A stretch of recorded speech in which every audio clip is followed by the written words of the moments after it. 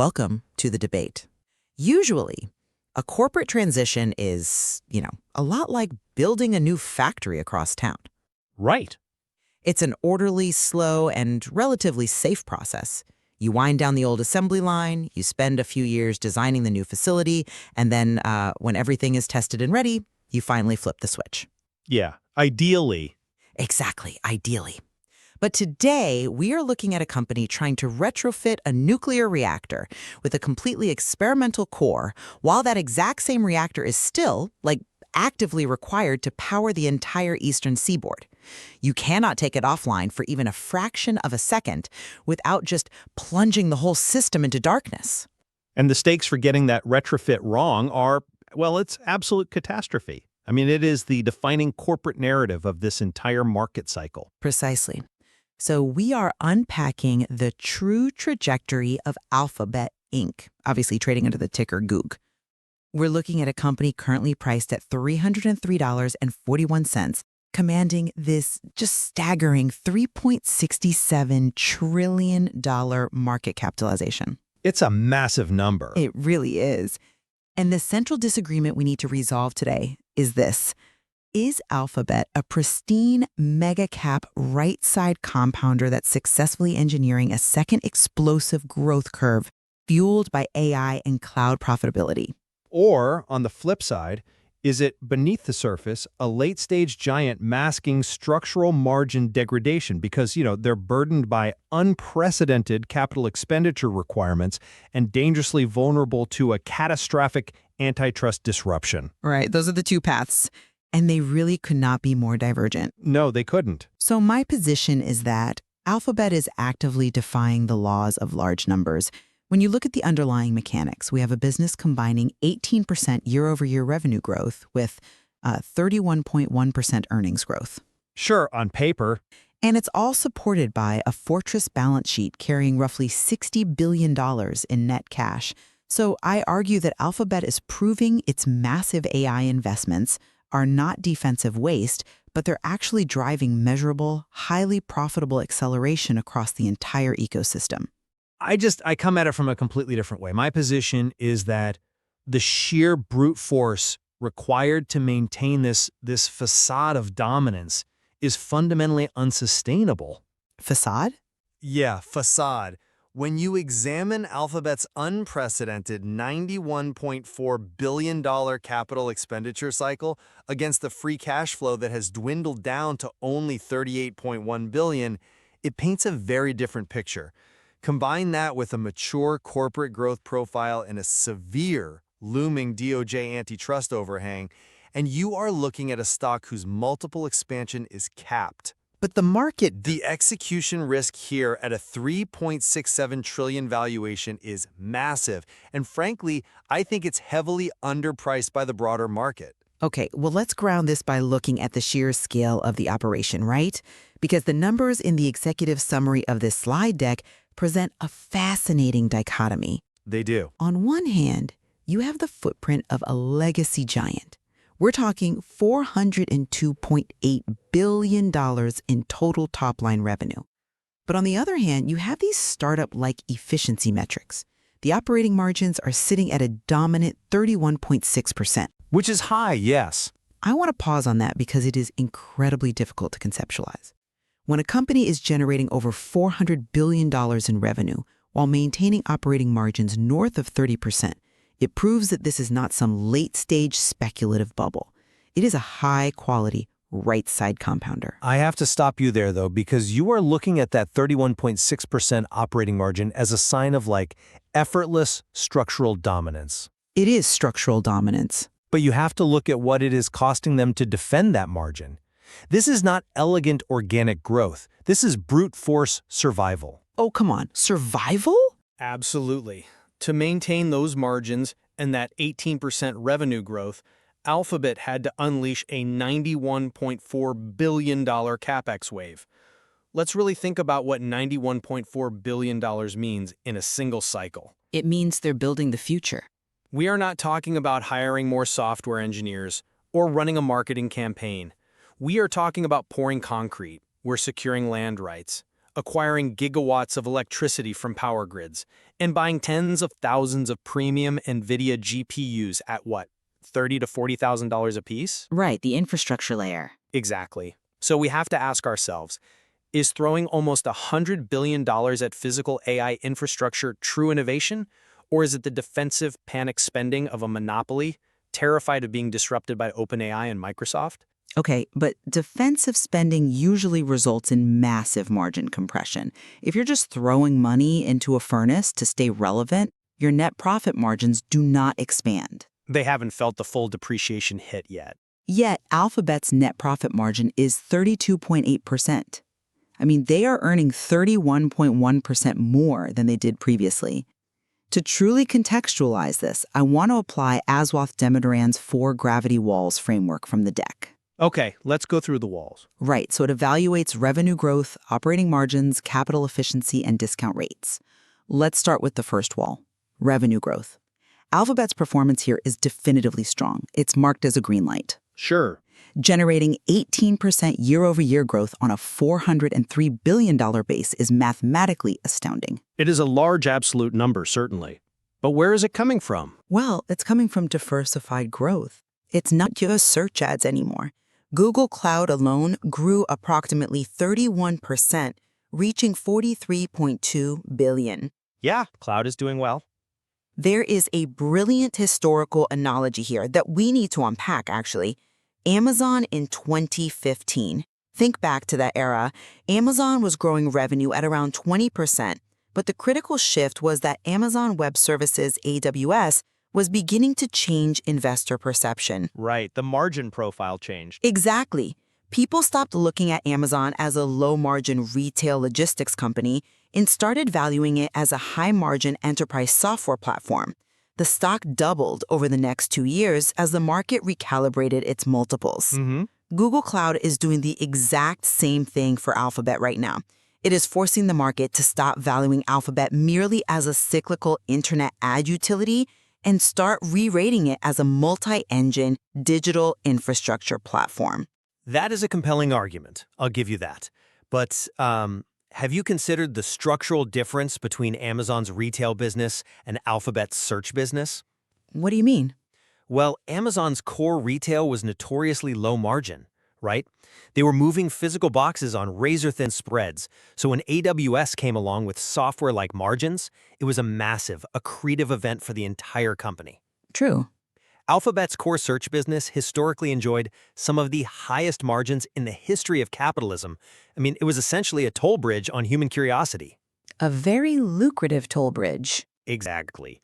Cloud is a great business, but infrastructure as a service is intensely competitive and capital-heavy. Cloud might be growing at 31%, but it is fighting a brutal two-front war against AWS and Microsoft Azure for every single enterprise contract. It simply does not have the monopolistic economics that early Google search had. That is a fair distinction, which brings us perfectly to the second gravity wall, operating margins, also marked green. Despite the competitive nature of cloud you just mentioned, the overall corporate gross margin sits at 59.7%. Yeah. Operating margin is 31.6%. These are fortress economics. And this is where another historical parallel becomes crucial. Apple in 2018. Ah, the hardware supercycle transition. Exactly. In 2018, Apple had net margins in the low to mid-20s, an incredible ecosystem lock-in. And people constantly doubted Apple back then. Oh, the saturation concerns? Right. And the saturation concerns. Fears that nobody would pay for a $1,000 iPhone. Fears that the hardware innovation cycle had permanently peaked. But Apple's premium margins provided a massive strategic cushion. To fund the services pivot. Yes. It allowed them to absorb huge product transitions without destroying shareholder value. The stock subsequently went on one of the greatest large-cap re-ratings of the decade. Alphabet is employing that same structural defense right now. I see the parallel you're drawing. Their margin structure allows them to finance the AI compute arms race entirely out of operating cash flow without impairing their balance sheet or taking on dangerous debt. And that brings us crashing into the third gravity wall, capital efficiency. This is the one marked yellow in the deck, and if we are looking at warning signs, this one is flashing bright red beneath the surface.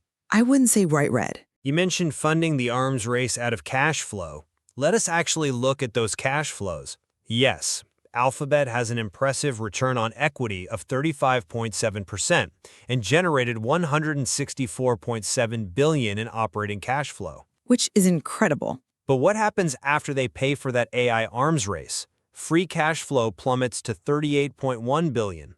That $91.4 billion Capex number is a black hole. It is not a black hole. It is an investment in future computing capacity.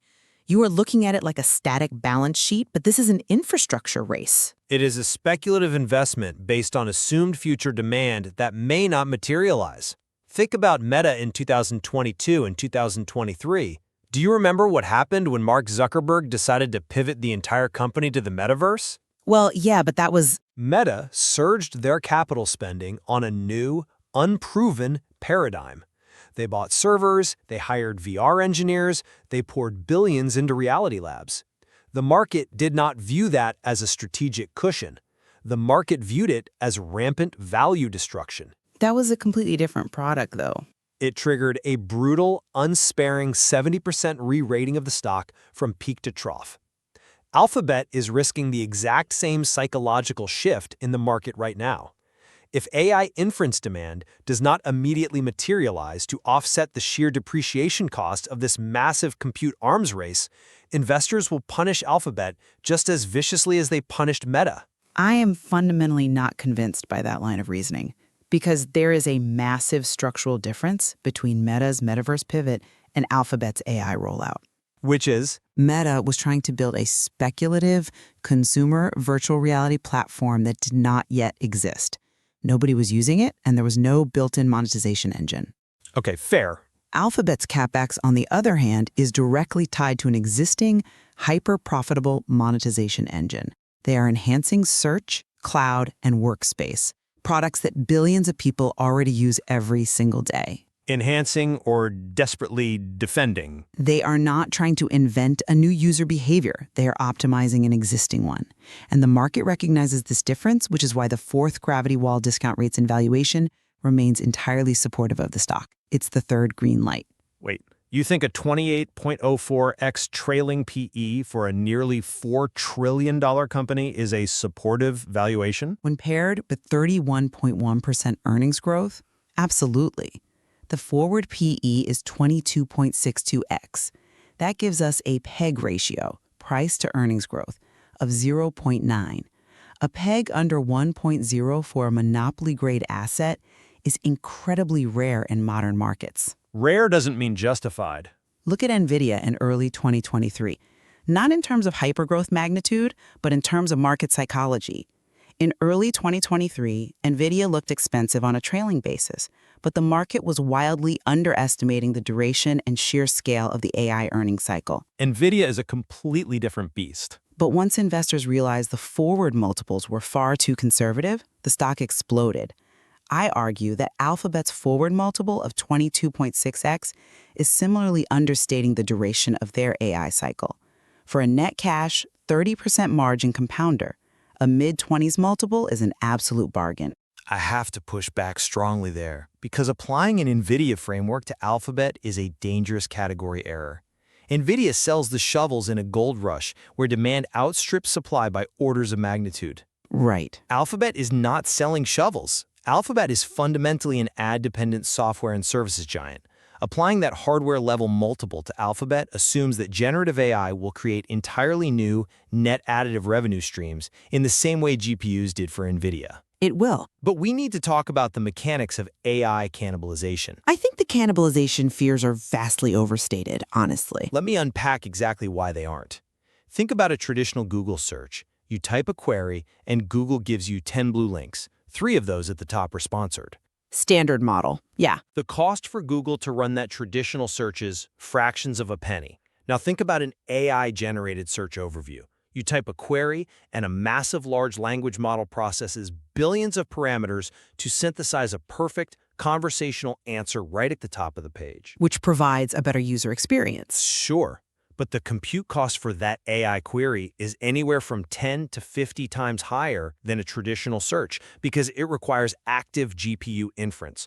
Furthermore, if the AI provides a perfect answer, the user never scrolls down. Well, They never click the 3 sponsored links. So Google is now paying exponentially more in compute costs to serve a query that fundamentally generates less ad inventory. You are paying a premium multiple while assuming zero cannibalization of the core product, when the mechanics suggest a dual squeeze on both costs and ad real estate. That is a critical tension, and it is exactly why we need to examine how the broader market is digesting this transition.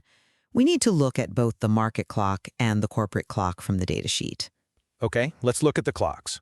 If we evaluate where Alphabet sits on the market clock, they are currently positioned at what we would call 2.30, which represents phase 2 acceleration. For the sake of clarity, define what 2.30 signifies in this specific cycle. Sure. 2.30 is the exact point in an adoption cycle where the narrative shifts from imagination to concrete proof. The stock is no longer rising purely on the hype of what their AI model, Gemini, might theoretically achieve. Right, the show me phase. Exactly. It is rising because the execution is demonstrably improving and showing up in the financials. We have the data. Q4 2024 revenue hit $113.8 billion, a sharp acceleration from $102.3 billion in the prior quarter. This isn't a turnaround story anymore. It's a second growth curve. A phenomenal historical parallel is Microsoft in 2016. The Satya Nadella transition period. Exactly. In 2016, Azure was no longer just a whiteboard concept in Redmond. It was visible in the quarterly numbers. Office 365 had stabilized the legacy franchise. Investors woke up and realized that a massive, mature tech giant could actually re-accelerate its top line. Microsoft executed that flawlessly. They did. Microsoft was at 2.30 on the market clock back then. The pivot was proven, but the market hadn't discounted the sheer length of the runway. Over the next 5 years, Microsoft ran up 400%. And you think Alphabet is about to do that? Well, I am not suggesting Alphabet will return 400% from a $3.67 trillion base, but the psychological mechanism is identical. Alphabet has exited the "is the AI pivot real" phase and entered the "how big can this become" phase. That is a beautifully constructed narrative, but it entirely ignores the realities of the corporate clock. You cannot just look at market sentiment in isolation. Where do you put them on the corporate clock? Alphabet is firmly in stage 4, mature growth. This is a company with 185,719 employees. Bureaucracy at that scale is inevitable. The platform is deeply entrenched. In stage 4, growth naturally, gravitationally slows down. That's a generalization. The innovator's dilemma becomes very real. Comparing them to Microsoft in 2016 ignores the fact that Microsoft was essentially an enterprise software utility transitioning to a cloud utility. Alphabet is a consumer advertising utility trying to transition to an AI answer engine. But both are massive platform shifts requiring institutional rewiring. Yes, but the mechanics of the shift are vastly different and the risks are far higher for Alphabet. When Microsoft transitioned to cloud, they didn't cannibalize their on-premise server business. They extended it. That's true. They took customers who were paying one-time software licenses and moved them to recurring monthly subscriptions. It was margin accretive. I have to ask you, can a stage 4 company essentially cannibalize its own golden goose, search, with new AI conversational formats without suffering massive margin compression? I think they can manage the transition. Mature growth companies rarely see sustained multiple expansion because the law of large numbers fundamentally caps their upside no matter how impressive the new technology is. You are asking the market to pay a premium for a company that is essentially fighting a defensive war against its own technological advancements. I would frame that entirely differently, honestly. Alphabet is not fighting a defensive war against its own technology. It is using its legacy cash engines to fund its future expansion. Which is incredibly expensive. But this is the hallmark of a successful stage 4 company. Search and YouTube are generating immense, reliable cash flows. Those cash flows are being aggressively and intentionally funneled into cloud, Gemini, and Waymo.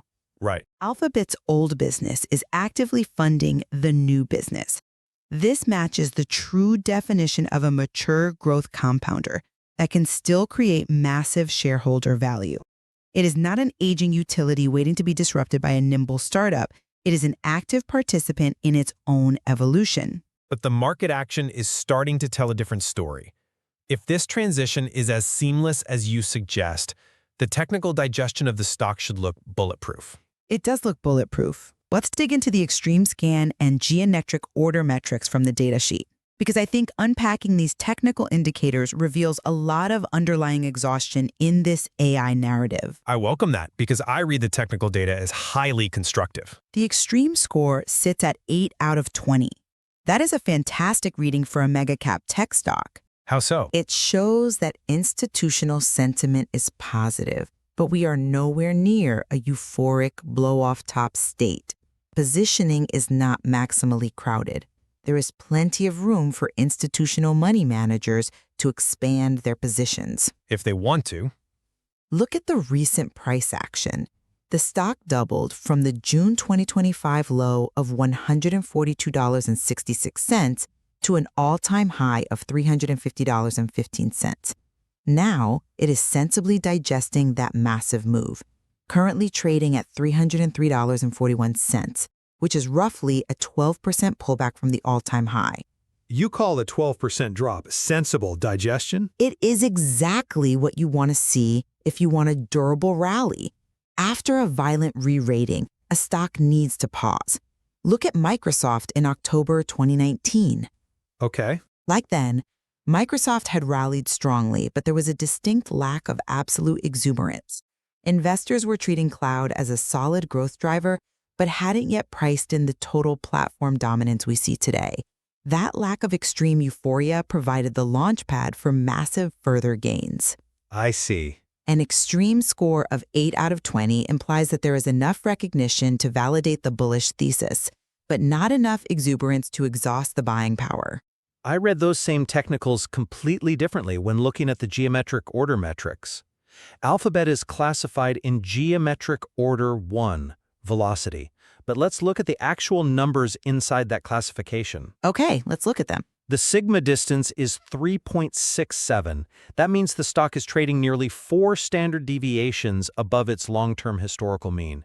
It is materially, almost dangerously extended. It's a momentum stock right now. But more importantly, look at the momentum derivatives. The slope is negative 0.0002. The acceleration ratio is negative 1.14. I have to pause you there because we're throwing around a lot of quantitative jargon. Let's ground this for the listener. Sure. In physics, velocity is speed, acceleration is the rate of change of that speed, and jerk is the rate of change of acceleration. If you're hitting the brakes on a car, the negative acceleration is you slowing down. Right. But a positive jerk means you're letting up on the brake pedal a bit. You are pointing out the negative acceleration ratio, but the jerk metric here is positive 0.0051. Are you saying Alphabet stock is still slowing down, just slightly less violently than yesterday? Exactly. A positive jerk on a negative acceleration ratio just means the deceleration is stabilizing momentarily. But the primary reality is that a negative slope and a negative acceleration mean this massive, multi-year run is unequivocally losing steam. I wouldn't call it losing steam. I do not see this as a healthy pause to breathe or a reloading phase. I see fundamental exhaustion in the narrative. The market sprinted to $350 based on the promise of Gemini and cloud profitability, and now institutional investors are looking at the $91.4 billion Capex bill, looking at the structural margin risks, and they are hesitating. But the primary trend remained incredibly strong. It is trading at $303, well above its 200-day moving average of $257.13. The structural bull trend is completely intact as long as it stays above that line. If it stays above that line. Look at Amazon in mid-2020. Amazon had a massive pandemic surge, set well above its moving averages, and then just chopped sideways for months. It wasn't breaking down. Fundamentals simply needed time to catch up to the price. Amazon's earnings were exploding, though. Alphabet is in that exact same reloading phase. The earnings are growing at 31%, which will naturally compress the multiple and make the stock look cheaper without the price even having to drop. If it holds above $257.13, perhaps you can argue it's a reloading phase. But if this stock breaks below that 200-day moving average, it ceases to be healthy digestion. It becomes permanent trend damage. Which I don't see happening. It would signal that the market fundamentally rejects the return on investment profile of the entire AI infrastructure spend. To understand why the market is highly unlikely to reject Alphabet's transition, we really need to zoom out. We need to look at the 5-cycle narrative history of this company outlined in the deck. This is not the first time the market has doubted Alphabet's ability to navigate a massive technological paradigm shift. Sure. In fact, it is the 5th distinct time. Historical resilience is impressive, I admit, but it does not guarantee future survival in a completely different technological paradigm. But it provides a powerful empirical pattern of how this specific corporate organism adapts to existential threats. Let's trace it. Cycle 1 was 2004 to 2008, the IPO era. Right. Alphabet built a search monopoly, enjoying magical operating leverage. It was interrupted by the global financial crisis, resulting in a 65% drawdown as advertising cyclicality took hold. But they survived and adapted. Everyone got hit in the GFC. True, cycle 2 was 2009 to 2015. Do you remember the share panic in the market during this time regarding the shift to mobile? Vividly. The consensus was that mobile would destroy their ad margins. Exactly. The narrative was that desktop search was dead, mobile screens were physically too small to monetize effectively because you couldn't fit as many ads on a smartphone screen, and Apple fundamentally controlled the hardware distribution. Wall Street was terrified. What did Alphabet do? They pushed Android to global dominance, effectively building their own hardware ecosystem. They turned Chrome, Maps, and Gmail into the operating layer of digital life. They invented app install ads. They survived the shift from desktop. It was a brilliant pivot. Then came cycle 3, 2015 to 2018. Sundar Pichai declares an AI-first strategy and pivots hard into cloud infrastructure. Again, the market doubted they could ever compete with Amazon Web Services. And they struggled for years. They burned billions before gaining meaningful market share. But they persisted, subsidized the losses with search cash, and built the foundation. Cycle 4 was 2018 to 2022, the pandemic digital acceleration. They hit a $2 trillion market cap, perfectly positioned to capture the surge in digital demand before taking a brutal 44% rate shock drop when inflation spiked. And now we are in cycle 5. Exactly. Cycle 5, 2022 to the present. The generative AI era, the antitrust era, the infrastructure consolidation era. In every single cycle, the market initially panicked. In every single cycle, the market doubted Alphabet's ability to navigate the platform shift. And every single time, Alphabet's massive scale and its moat stack, its deeply entrenched network effects in search and YouTube, its unprecedented data advantage, its ecosystem integration, carried it to new all-time highs. I agree that their historical track record of adaptation is unmatched, but I think you are misinterpreting the specific risks of Cycle 5 by viewing them through the comforting lens of Cycle 2. How so? When they transitioned to mobile, yes, they had to adapt to a new hardware form factor, but the core mechanism of action, the user typing a query, getting a list of blue links, and clicking a sponsored ad remained fundamentally intact. Right. The user behavior didn't change much. The underlying economic engine didn't change, just the screen size. Generative AI is profoundly different. It provides the answer directly. It synthesizes the information so the user never has to leave the Google ecosystem. Which users love. As we discussed, it bypasses the need for the user to ever view the ad inventory.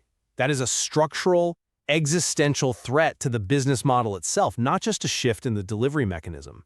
You cannot compare navigating mobile to navigating an intelligence that makes search engines obsolete. That brings us directly to the core catalysts, the specific events that will dictate the next leg of this stock. Let's look at the bull case first, because it directly addresses this monetization fear you keep bringing up. Okay, let's hear the bull case. Catalyst number 1 is Gemini monetization across search, workspace, and cloud. Look at Microsoft's enterprise AI layering in 2023 and 2024 as the precedent. When Microsoft integrated Copilot into Office, it reinforced the perception that AI could significantly raise the average revenue per user across an already captive installed base. Right, the $30 upcharge. They charged $30 extra per user per month. Alphabet is doing the exact same thing with Workspace and Cloud. Furthermore, Google Cloud is now crossing the $11 billion per quarter profitability threshold. It is no longer just a vanity growth metric, it is a durable, margin-expanding profit engine. Assuming the margins hold against AWS. Add to that the YouTube ecosystem expansion and the massively undervalued optionality of Waymo's autonomous driving network, and you have multiple independent paths to massive earnings beats that don't even rely on traditional search clicks. Those are the highly optimistic blue sky outcomes. But the bear case centers entirely on a catalyst that Alphabet management cannot simply code their way out of, and it is the Department of Justice antitrust pressure. Ah, the DOJ overhang. This is the single biggest overhang on the stock. The DOJ is actively challenging Alphabet's distribution economics, specifically focusing on the billions of dollars they pay to Apple every year to be the default search engine on the iPhone and Safari browser.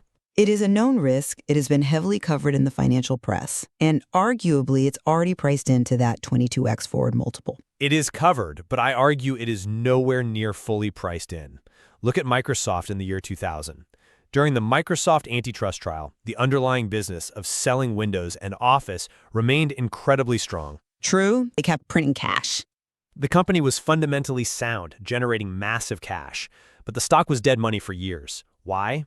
Because the legal uncertainty and the existential threat of a corporate breakup fundamentally compressed the stock's multiple. That was a very different regulatory environment, though. Investors simply refuse to pay a premium multiple for a company operating under a regulatory guillotine.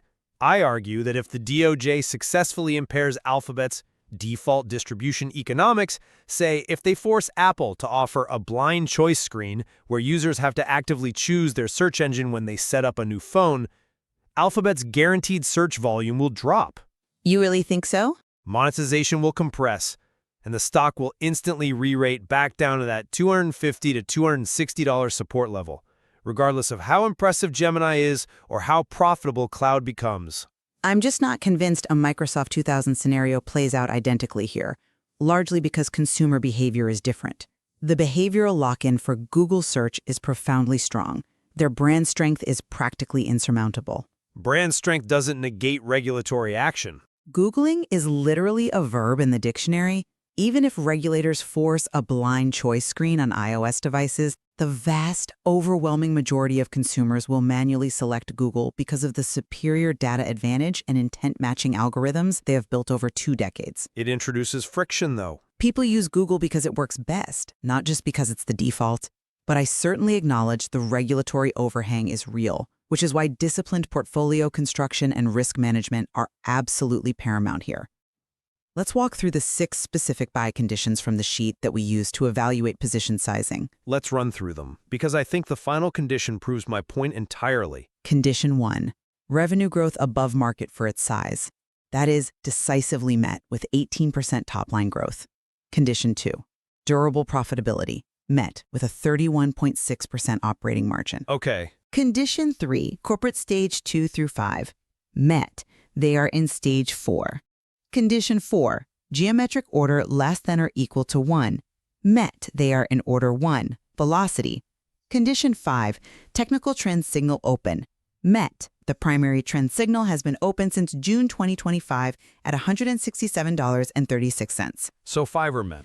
5 out of the 6 mathematical conditions for a strong buy are decisively met. And the 6th condition? Condition 6 is reinvestment risk controlled, and I will concede that this evaluates as not fully met. Exactly, not fully met.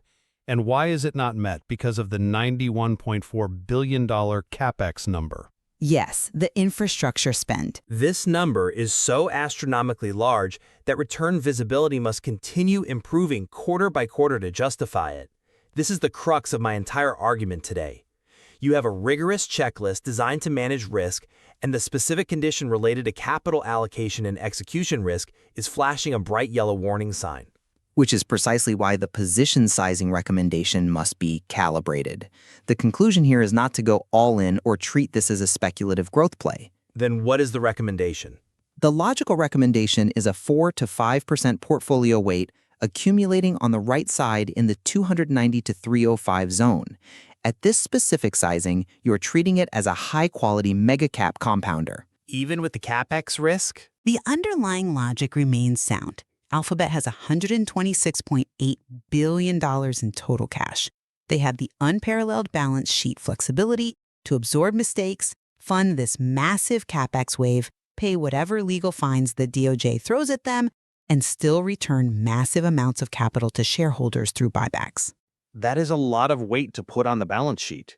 If the stock manages to break out past $320 to $325 on the back of strong cloud margins in the next earnings print, that signals the technical start of the next acceleration leg. I question the risk-to-reward ratio of even a 5% allocation at a $3.67 trillion valuation when the technicals are flattening and the DOJ is circling. You have to respect the hard exit triggers here. We do. 257. If there is a sustained breakdown below that 200-day moving average of $257, you have to cut the position. If that level breaks, especially if it coincides with any fundamental data showing deteriorating search monetization or any sign that AI is diluting ad density, the core thesis is fundamentally broken. It would be a major technical failure, yes. Investors buying at these levels are paying a premium price for a company that is simultaneously forced to defend its core from disruptive AI, fund a $100 billion infrastructure build-out, and fight the biggest legal threat in its entire corporate history. It is simply too many fronts to fight on at once. I completely understand why you emphasize those structural risks, but let me synthesize my stance in light of everything we have discussed. Alphabet is a dominant net cash compounder trading at a highly justified forward PE of 22.6. Okay. Yes, they are navigating an incredibly complex platform shift, but they are doing so with fortress economics. They are successfully using the immense, unparalleled cash flows from search and YouTube to finance and win the next wave of digital infrastructure with Google Cloud and Gemini. That's the bull case in a nutshell. They are not a dinosaur waiting for the meteor to strike. They're actively building the future, and they have the balance sheet to endure the transition. And to synthesize my stance, Alphabet is undeniably an extraordinary company. But the current multiple ignores the massive structural challenges ahead. Right. The unprecedented $91.4 billion Capex requirement is severely straining free cash flow. The technical momentum is demonstrably flattening into exhaustion as the market realizes the cost of this transition. And the severe DOJ antitrust risks, combined with the very real potential for generative AI to cannibalize core search economics, suggest that Alphabet is a mature giant whose best days of multiple expansion are firmly behind it. Despite our deep disagreement on the forward trajectory, I think we both find immense convergence on one indisputable fact: the sheer resilience Alphabet has shown over its 5 historical narrative cycles. Oh, without a doubt. To generate $400 billion in top-line revenue while maintaining a 31.6% operating margin in the midst of a violent technological revolution is, quite frankly, a marvel of modern corporate history. It is absolutely an engineering and economic marvel. The open question is simply whether this current era of massive AI infrastructure spend will be remembered by financial historians as visionary preparation for the next computing epoch, or a colossal panicked waste of capital driven by the fear of obsolescence. And that tension is the heart of the retrofit. It brings us right back to that image we started with, trying to install a completely new, unproven nuclear core while the reactor is still running hot, powering the entire city.